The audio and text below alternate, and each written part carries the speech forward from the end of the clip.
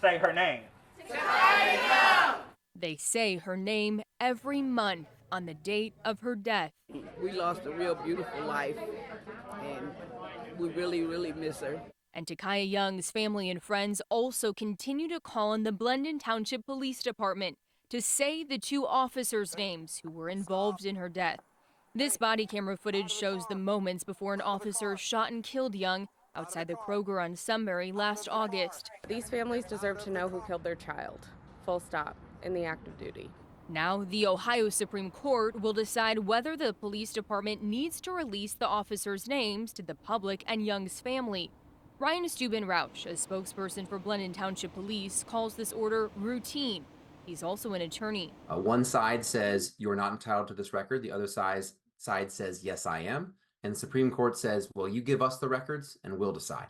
In the complaint filed with the Ohio Supreme Court, Young's grandmother says Young is the victim, not the two Blendon Township officers.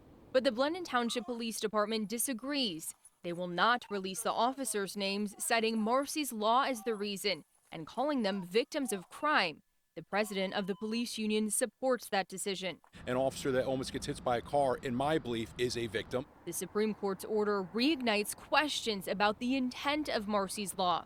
Ohio voters passed it to give crime victims more protection and rights. Marcy's Law is not being used by police departments in the way that voters intended, and it's frustrating because it's shielding important information from the public. It's just something that we have to think as citizens. Do we want our officers to go out there, become victims of crime, and do we demand to immediately know who they are? Do we demand that we strip an officer's right solely because of the uniform he wears? The state Supreme Court's decision in Young's case could set a precedent for use of Marcy's Law by law enforcers. Blendon Township, and I think law enforcement agencies across the state, are looking to the Supreme Court to clarify the law